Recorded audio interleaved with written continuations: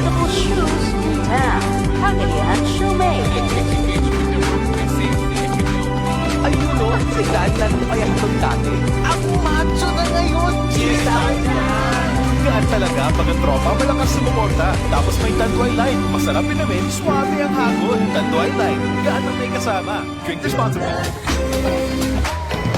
Infinity Computer Center and General Merchandise provides your needs of computers like desktop, laptop, printers, projector, scanner, multitasking.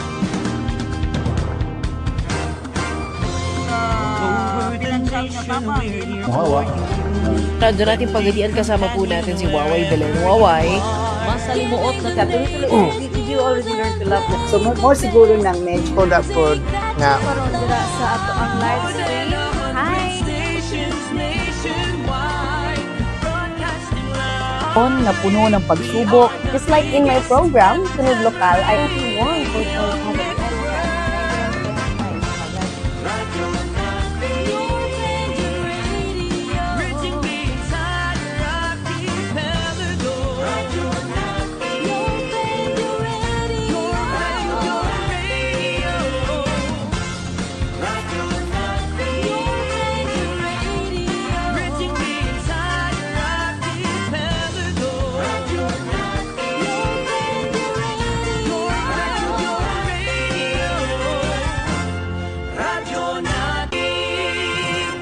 Your friendly neighborhood station, Radio Natin.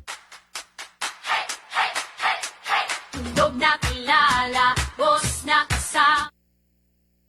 unan, apan lakip ang maayo o di kalidad nga mga pagkaon ini. Busa, gamitin o produktong nailaog na suwayan na sa kadaghanan. Ang mga produkto sa Pelmico. Premium quality feeds para sa inyong mga binuhing baboy, manok o uban pang mga kahayupan. Masiguro ang maayong pagtubo hangtod sa pagtapo. Resulta, maayong kalidad sa karne. Bongga ang inyong kita. Alang sa inyong mga panginahanglan sa mga agri-products, poultry feeds and supplies, mga pet foods, duawa ang masaligang tindahan sa Dakbayan, DXS Agrivet Supply, sa Dalang Datok, Gate 8 Agora Public Market, o Dex Agrivet Supply, sa EFG Building sa Barangay Santa Lucia. O sila makontak sa cellphone number 0917-773-4044.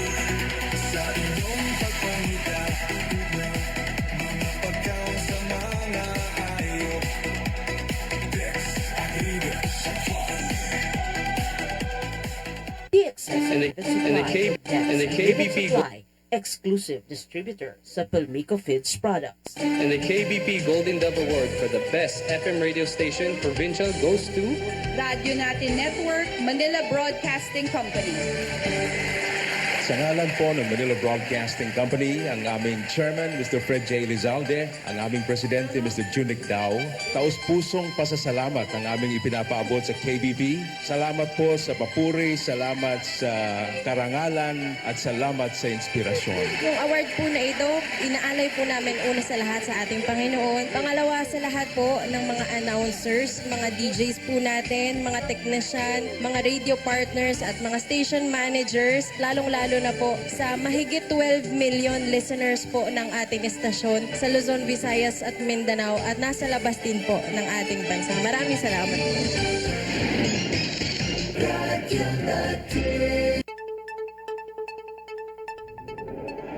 Gikan sa Little Hong Kong of the South, Pagadian City. Aniya na ang pinakabagong balita o kasaligan nga impormasyon nga hatod sa pinakadagong FM network sa nasod. Radyo Natin Balita. Balitang lokal, balitang rehiyon, balitang nasyonal ug internasyonal. Uban ang mga komentaryo sa nag-unang issue sa atong katilingban. Kining tanan inyong madungog dinhira sa balita nga tinuod. Radyo Natin Balita. Radyo Natin Balita. Uban ang nailang news anchor at award-winning national reporter, Waway Belen.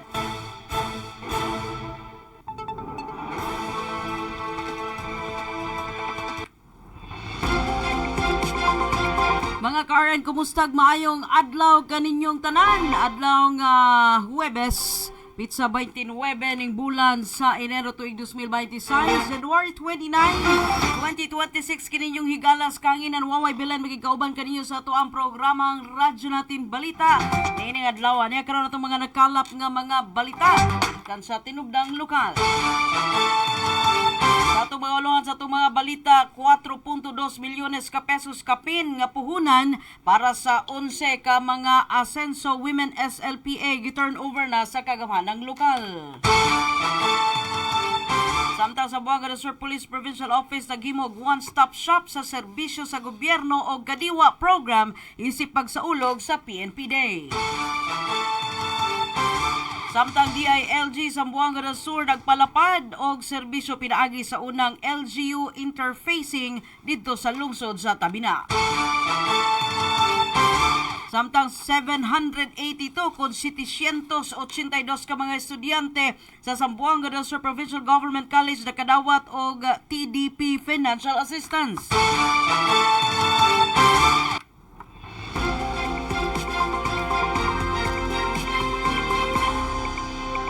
Mga ka-RN, ang ato ang programa hatod kaninyo sa may kabubuton sa Paloma Multimedia Services ang ato ang CBN ang ato Broadcast Center na animutang diri sa Barangay Tawagan Sur ning Dakbayan sa Pagadian. Ato programa hatod usab kanato sa may kabubuton sa Tanduay Light gaan ang may kasama hatod usab sa RD21 Herbal Oil gama sa 21 ka mga gamhanan nga mga herbs nga magkatabang sa pagtambal sa nagkadaiya nga mga sakit. Anay karon detalye sa ato ang mga balita. Mukapin 4 milyones ka pesos kon 4.23 million pesos ang kantidad sa cheque ang opisyal na nga turnover ngadto sa napulog usa kon 11 ka Asenso Women Sustainable Livelihood Program Associations kon SLPAs dinhi sa atong syudad sa Pagadian isip suporta sa ilahang nagkalain-laing panginabuhian nga proyekto. Ang maong pondo ang naglangkob sa mga proyekto sama sa swine production, food processing, bigasan, agrivet supplies, rice ug feed supply, snack ug meat corridor ug uban pang agripreneur ventures nga tuyo nga mapalig-on sa panginabuhian sa mga kababayen-an ug ang ilang mga pamilya. Sa matag SLPA nakadawat og kantidad nga 380,000 pesos hangtod sa 385,000 pesos nga nakabenepisyo og kapin 280 ka mga kababayen-an gikan sa nagkalinglaing barangay sa Dakbayan sa Pagadian. Lakip na niini ang barangay Datagan, barangay Diborok, mga Danlugan, Tawagan Sur, barangay Alegria, Dituray, San Jose, Lala, Baluybuan o barangay Dumagok. Sumala pas mga otoridad ang mao nga tabang usa ka dakong lakang sa pagpalambo sa lokal nga ekonomiya o sa paghatag og lig-on nga panginabuhian sa komunidad. Ang SLPA kun ang Sustainable Livelihood Program Association usa kini ka organisasyon sa komunidad nga gilangkuban sa mga benepisyaryo sa Sustainable Livelihood Program sa Department of Social Welfare and Development kun DSWD. O kaabag niini ang City Government of Pagadian pinaagi usab sa City Social Welfare and Development Office. Tumong sa programa paghatag og puhunan, hanas nga panginabuhian og mga trainings aron nga makatabang sa mga pamilya nga makasugod og negosyo og makabot ang lig-on og malungtaron nga panginabuhi. Samtang sa laing bahin sa tuang mga balita, isip kabahin sa pagsaulog sa Philippine National Police Day kon PNP Day, malampuson nga napahigayon ang Zamboanga del Sur Police Provincial Office kon ZSPPO sa one-stop shop sa mga frontline government services lakip ang kadiwa ng Pangulo Program ubos sa pagpangulo ni Provincial Director Police Colonel Bonifacio Aranaz Jr. Ang mga kalihukan nagtumong sa paghatag og masayon, mas paspas og epektibong serbisyo sa publiko nga nakabenepisyo sa mga kapulisan sa PNP. Na ilang mga dependents nakipusab ang mga walk-in clients.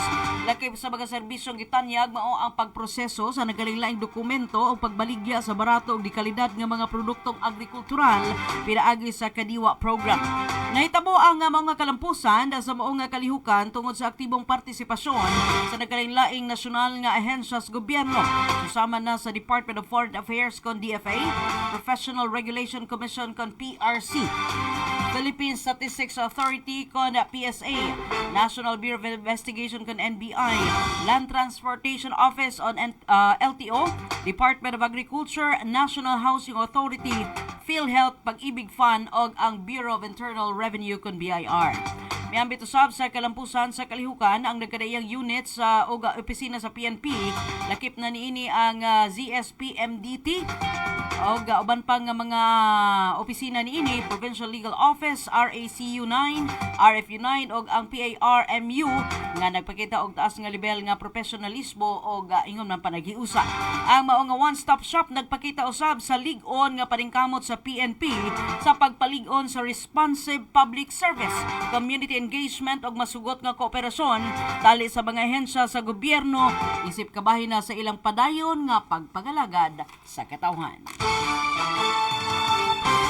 Atong oras alas 12:11.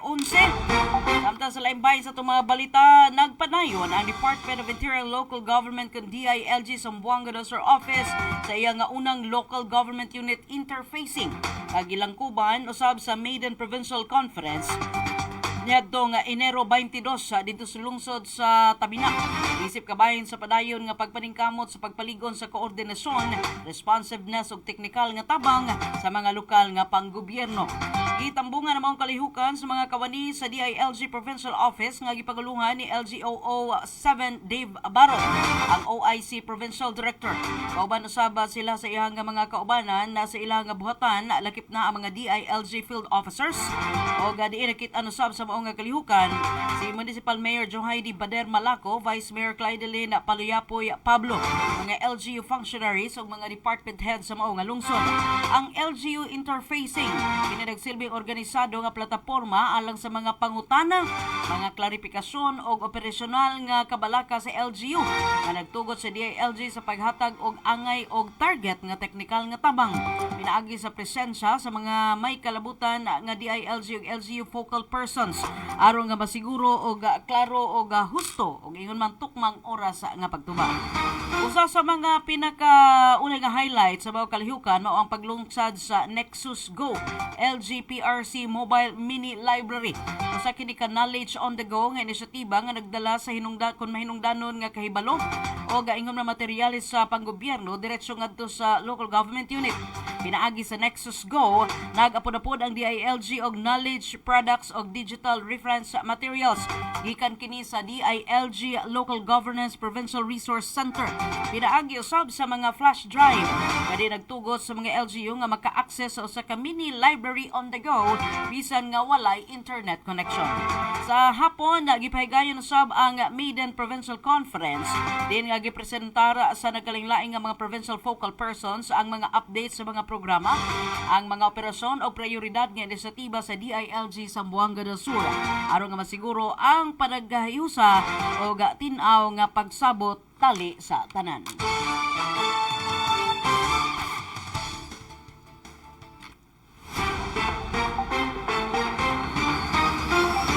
Oras alas 12:14 mga ka-RN ang atong programa atud kanadto sumayong kabubuton sa Tanduay Light.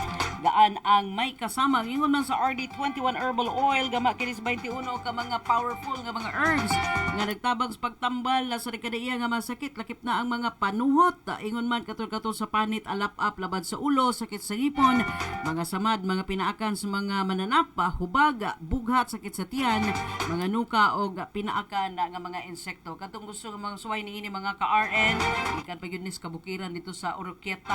Ito diri lang ni sa atong istasyon mapalit ang RD21 Herbal Oil.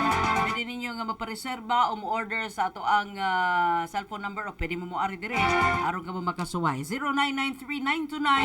0993-929-7285. Dugang pa sa ato ang mga balita. Adunay kinatibuk ang 782 kung 782 ka mga estudyante sa Zamboanga del Sur Provincial Government College sa Aurora, Dimataling og Pagadian ang nakadawat og 7,500 matag usa isip financial assistance para sa unang semestre. Ilawom kini sa Tulong Dunong Program kung TDP kagahapon adlaw. Ang mao nga distribusyon sa pinansyal nga tabang gipangunahan ni Governor Divina Grace Yu kauban usab ni Zamboanga del Sur Provincial Government College President Delmer Mundido nga personal nga mitambong aron nga ipakita ang suporta sa lokal nga panggobyerno o sa pamunuan sa kolehiyo ngadto sa edukasyon sa atong mga kabatanunan. Ang Tulong Dunong Program kon TDP usa kini ka programa sa Commission on Higher Education CONCHED nga nagtumong sa paghatag og pinansyal nga tabang sa mga estudyante aron nga matabangan sila sa mga bayronon sa eskwelahan o uban pang panginhanglanon sa pagkat-on. Ang mao nga kalihukan nagpakita sa padayon nga paningkamot sa gobyerno sa pagpalig-on sa edukasyon o pagsuporta sa mga estudyanteng nanginahanglan og tabang pinansyal aron nga mapadayon ang ilang pag-eskwela. Duga pa sa to ang mga balita, oras alas 12:16 sayo to ang pagsibya karon mga ka-RN sayo putong undan. Kaya to pud nga gipangandaman alang sa paghurado no sa ipahigayon nga Division Schools press conference karong adlaw sa secondary. So good luck sa tanan nga mga mupailawom sa radio and TV broadcasting. So apil kita sa mga hurado unya tiyon mga ka-RN. So, good luck sa tanan nga mga journal, mga estudyante nga musalang na pod karong tuiga para sa DSPC. Isa bang mananaog diini mausab ang ilang ilabay padong sa regional level RSPC. Good luck sa tanan nato nga mga partisipante niya hapon.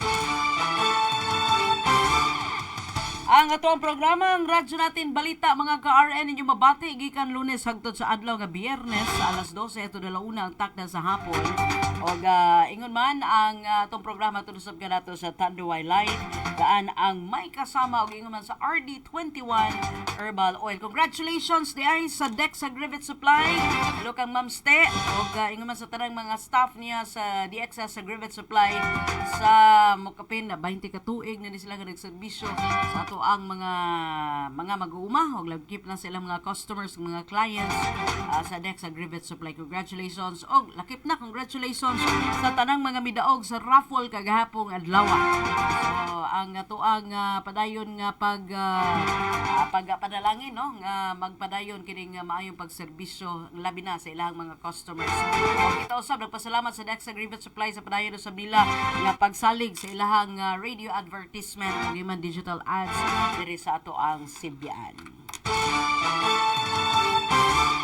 Mga balita nakalap gikan sa kwerpo sa kapulisan mga ka-RN dito sa lungsod sa Tigba. Usa ka lalaki ang namatay samtang unom ang sabaran sa usa ka vehicular self-accident na naglambigit sa usa ka Isuzu forward truck pasado alas 10 sa gabi kagahapon adlaw sa may National Highway Purok 2 Barangay Maragang, Tigba, Zamboanga del Sur.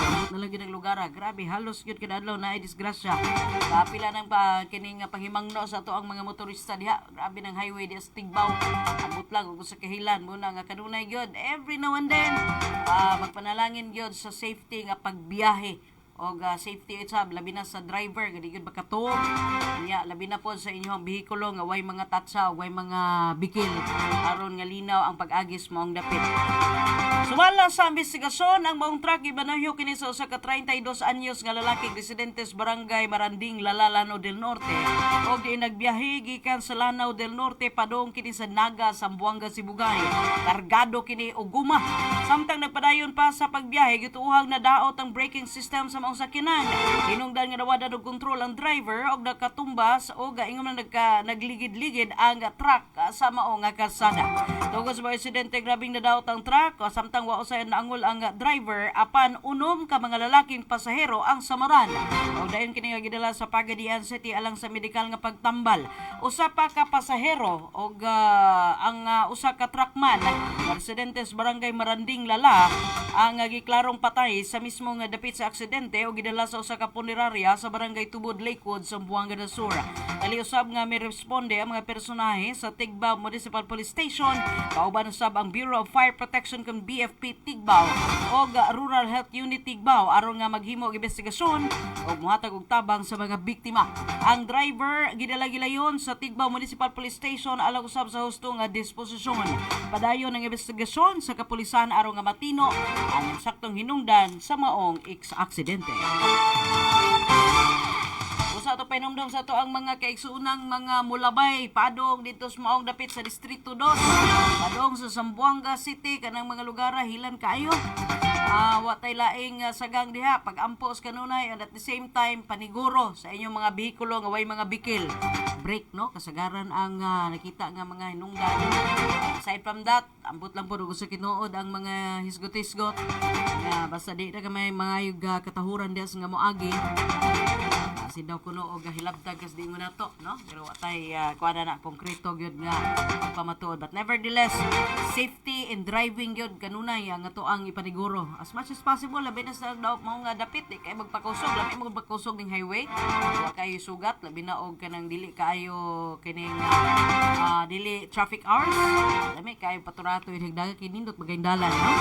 At ato gipahinumduman sa ato ang mga drivers sa atong kinabuhi in taon nakasalalay sa kanunay sa ato ang pagmaneho sa sakyanan. Mabalita sa silingan nato nga rehiyon mga ka-RN dito sa Cotabato City usa ka sundalo ang namatay samtang 5 og lain pang 5 ang samaran. Lakip na ang upat ka mga nahabiling miyembro sa nabungkag nga Dawla Islamia Terrorist Group human sa sunod-sunod nga panag-engkwentro sa barangay Tuwayan Mother Dato Hofer sa Maguindanao del Sur. Adlaw nga nakalabay tungod kadis kahadlok nga maipit sa panagbakbakan sa maong lugar napugos sa paghiklin o pag-ikyas o paglakaw ang mga residente sa maong lugar. Gikumpirma kagahapon adlaw sa mga opisyal sa 601st Infantry Brigade o 6th Infantry Division ang pagkamatay sa usa ka miyembro sa 90th Infantry Battalion o pagkasama sa usa pa ka kauban na gilayon gidala sa Army Hospital sa Camp Shonko Dato Udin Sinsuat sa Maguindanao del Norte.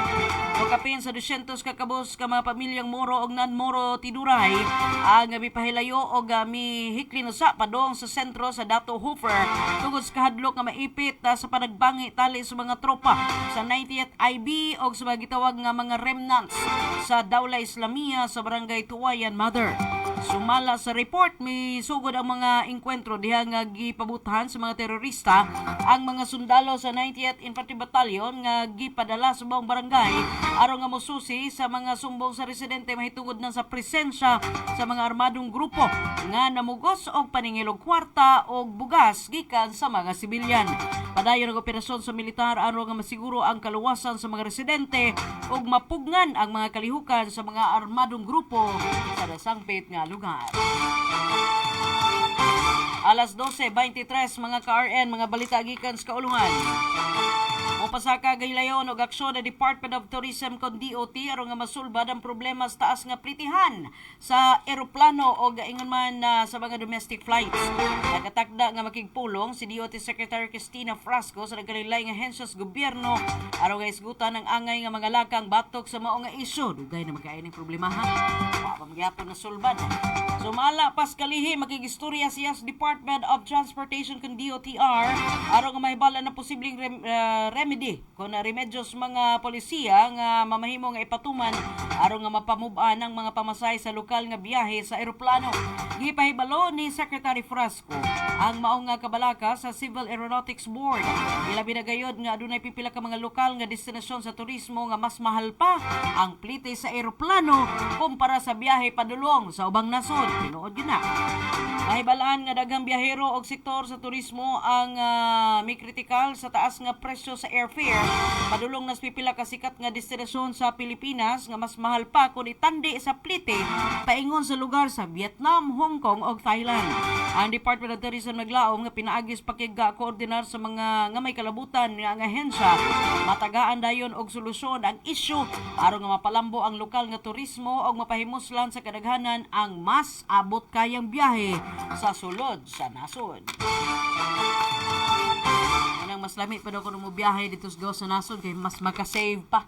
So murag nawa na gining ato ang gining pagkaanindos programa sa Department of Tourism. Nahimo naman hinuon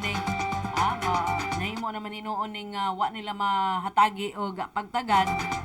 Ato po sa mga hotel, sa mga lokal nga mga tourist spots, parting mga mahala, ang mga pagkaon, grabe po ka-overpriced.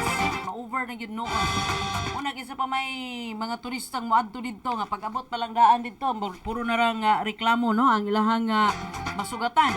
So, hinaot pa unta, ang Department of Tourism, makikoordinate po sa mga local government unit, kung kudidaghan ang mga local spots, local tourist spots, no? Nga tagaan yun po in town, o kining gitawag na to, og justifiable no nga presyo ang mga gikinahanglan na sa ato ang mga turista aron nga mobalik pa pod.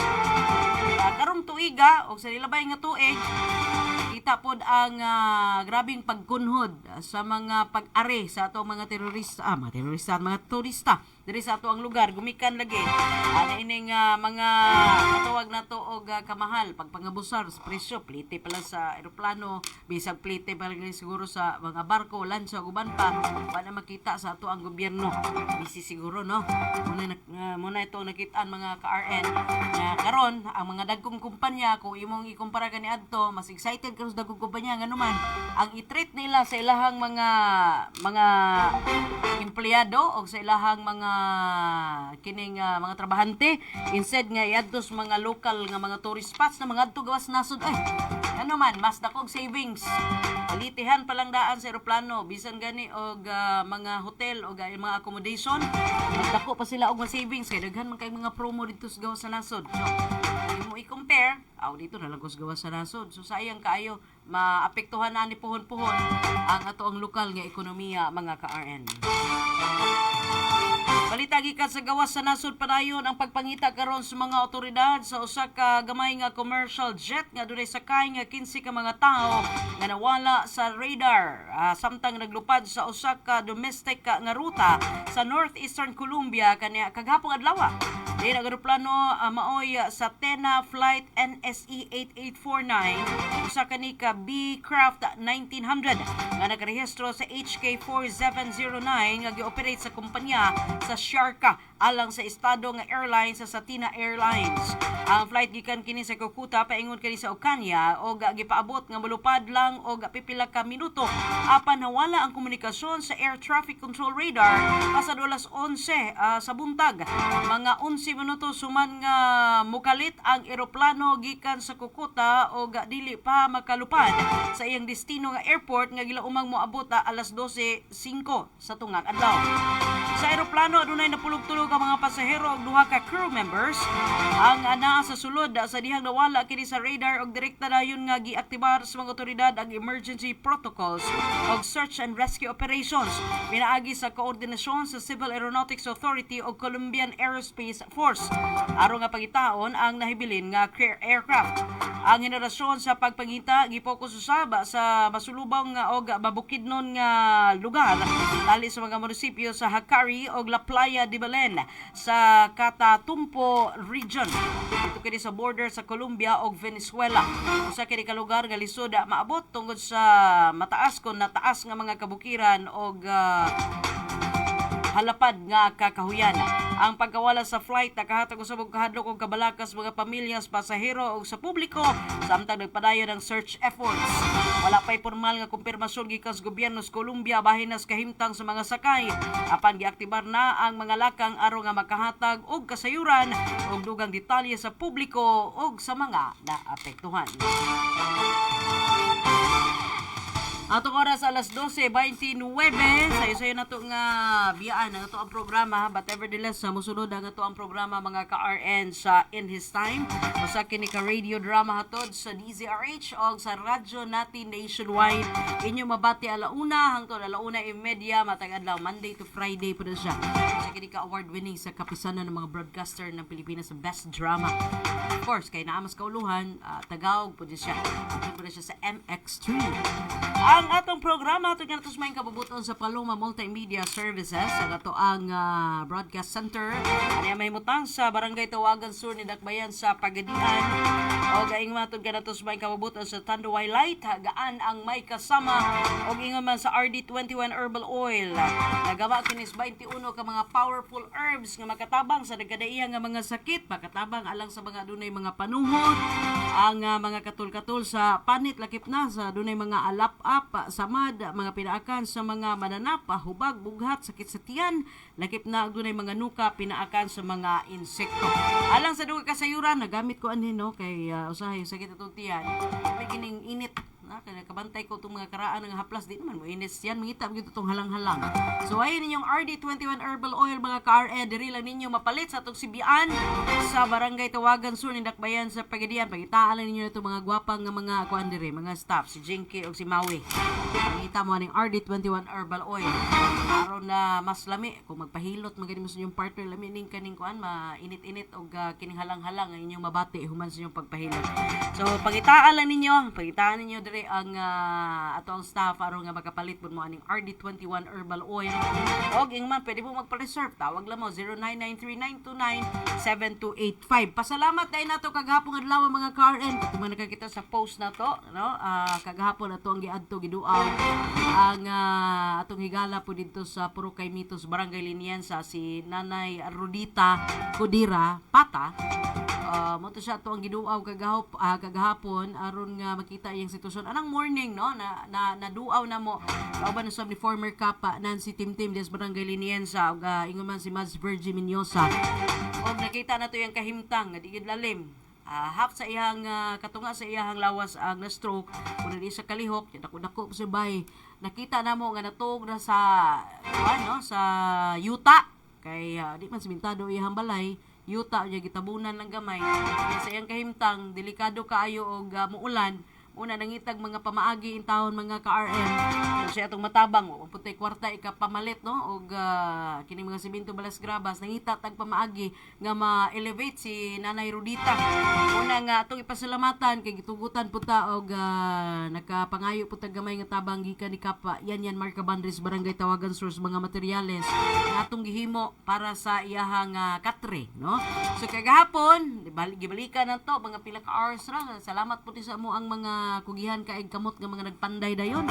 Silingan diri sa radyo natin FM ug sa mga tanod diri sa Barangay Tawagan Sur nga nahimo usab nato nga na-accomplish ang ato ang misyon nga matunol ngadto kang nanay ang iyang katre nga iyang kahigdaan dito sa iyang lugar. Busa salamat kaayo kaninyong tanan sa mga batanon po nga nitabang na mo kagahapon nga mialsa. Ibud lalim, medyo bugat-bugat po si nanay, but at least kuan na siya, no? Kining mas haruhay na ang iyang kahimtang nga nakahigda na sa iyang katre, elevated na. So whether maulan man gani, at least hindi gid siya mabasa.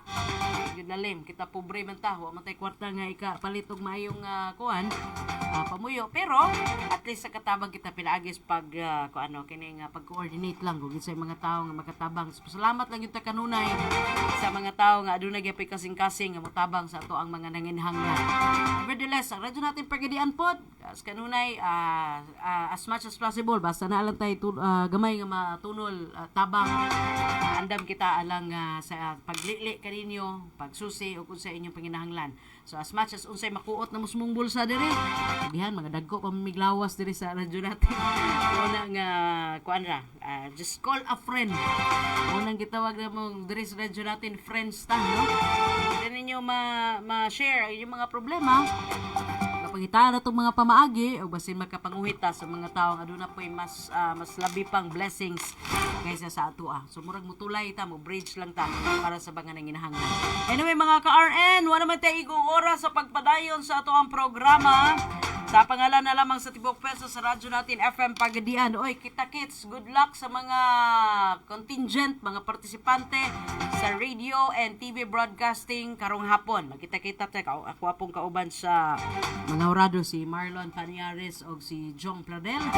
Kita-kits unya, good luck! O busunod na ang programa sa radyo natin nationwide. Kininalaman yung higalas kahanginan Waway Belan. Salamat sa iyong pagpaminaw. Maayong adlaw, Pagadian.